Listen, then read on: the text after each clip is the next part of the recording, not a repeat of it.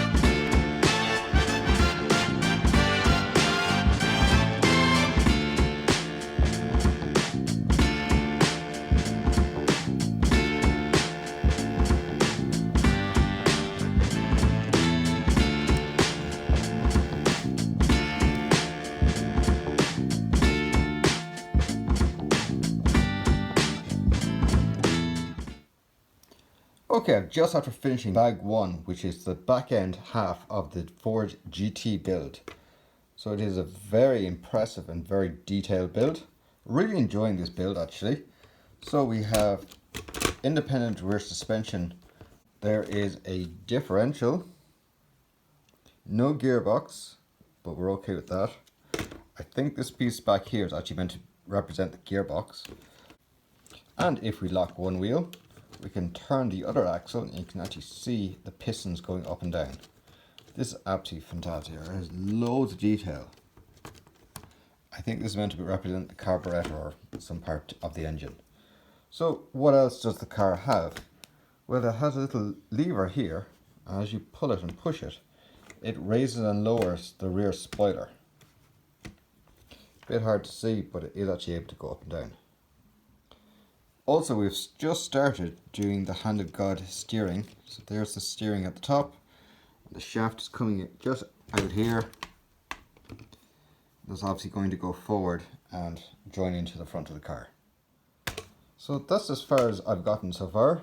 So now on to bag 2. Okay, now we're on to bag 2. We're nearly at the end of bag 2 and we built the front half of the car. So we have again front independent rear suspension, both sides.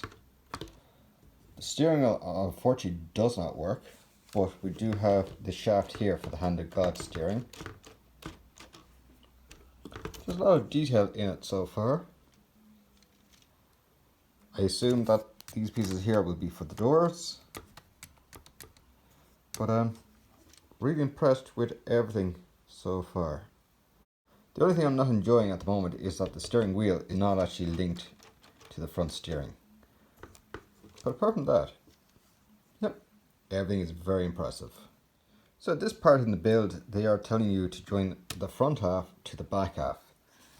And it joins together just here, which is this pin here and the hand of God. And that's the only thing that will hold the two halves together while you continue the build. So you can see here that none of the dashboard and nothing else is actually there. I ignored this step and built the entire front half. And now that I'm near the end of bag 2, now I'm going to join them because there's a piece that goes here on the far side which makes everything very rigid. It makes the build so much easier. There was no need to join it that soon. And you can hold this half in your hand, build it away, and then when you're ready and the pieces are here to be joined in, which is at the very end of bag 2, that's when I'm going to join them. I still am really enjoying this build. It is absolutely fantastic. Right, now let's join these two bits together. But first, the two seats go in, then these bars go in at the side. I found this little Technic man So this little guy comes in a completely different set, but he does fit into the seats, so I'm going to be putting him into the seats so he can drive the car. Arr. Okay, here I am at the start of bag 3, so we're basically at the end of bag 2. That's the whole model built so far. And yeah, my little Lego man, he doesn't really fit the car. They're not the most comfortable seats by the looks of it. And when he does sit in the car seat, his arms don't reach. So it looks like it's either meant to be for a bigger Lego man, which I don't think there is, or yeah, the steering wheel and the proportions might not be as accurate as they appear to be. Okay, let's say building anyway. Okay, so I've committed the ultimate sin. I have put the wheels on before finishing the build. So yeah, I just want to see what it would be like. And still very impressive. Like the pistons go around, up and down as you push the car forward and backwards, and the hand of God steering does work. I'm not sure whether everyone else's model or it's just my model, but there is some serious toe going on here. Like that wheel is pointing off this way. This one here is going off that way. Not sure it's going to come through in camera, but like I'm sure if I was pushing it forward and backwards enough, the wheel would actually come off as well. So maybe there is a little lock to put onto it. The other thing I noticed is I took out these two little pins here. They are located in there at the axle, which kind of limits how high up the car can go. I don't know. I think I actually like it as a kind of nearly off-roader. I know that's not the correct look for the Ford GT, but I actually want the suspension to work. Like, now it actually does go up and down, where before that with the pins, they were pretty much flat and they wouldn't, like, there was no kind of recoil or rebounce in it. But still impressed with this build. Can't wait to start bag 3 and start getting some panels and doors and make it look more like the Ford GT.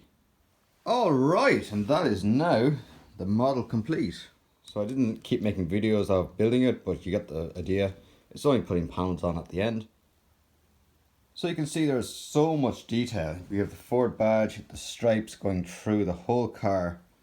Even here at the back you have the Ford GT, the exhaust pipes, the center brake light. So we have front suspension, rear suspension, hand of God steering. We have 2 butterfly doors.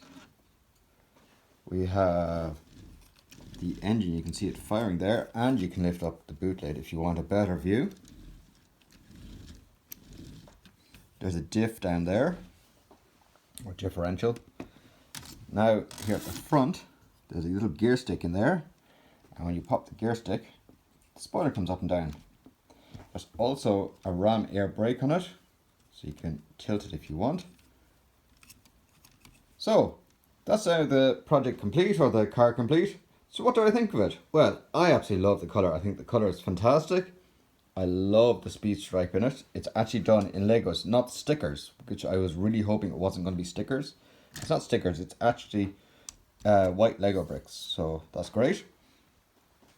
Coming here at the back, you can see the engine, which I think is actually fantastic. I would hate to see this if you couldn't see in through the boot lid here, and if you couldn't see the piston going up and down. I think the model would be so much more boring. So obviously from an engineer point of view or a mechanic point of view, yeah, the piston firing order is not correct, but apart from me, no one else really cares about that. So that's that. So what do I think of it? It's lovely. So you have this teardrop shape, so you can see it coming back like that. I think the doors are probably the best selling point on the car. They just look fantastic. And you can close them back down. They just close so nicely. You have these big giant wing mirrors, and then the ram air scoop here at the front to cool the radiators. And like, if you look at it straight away, you know that's a Ford GT. Like, they did a fantastic job, a really fantastic job designing it, making it look like a Ford GT. So you have the teardrop coming through here, coming all the way up to here and then back out again. So they have this lovely teardrop shape in the shape of the Ford GT. which is exactly what Ford wanted. I think this is an absolutely fantastic model. So what are my cons about this model? Well, the suspension.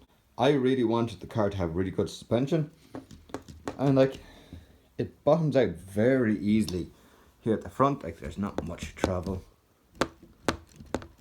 And the same here at the back, not much travel. But in saying that, it's still absolutely brilliant. That's the underneath view of the car. So there you have it against a DeLorean. The back wheels are in line, and the front wheels, well, it's slightly bigger than a DeLorean at the front, and it's overall slightly longer. So what would I rate the Ford GT out of 10? Definitely 10 out of 10. It is a fantastic build and well worth buying.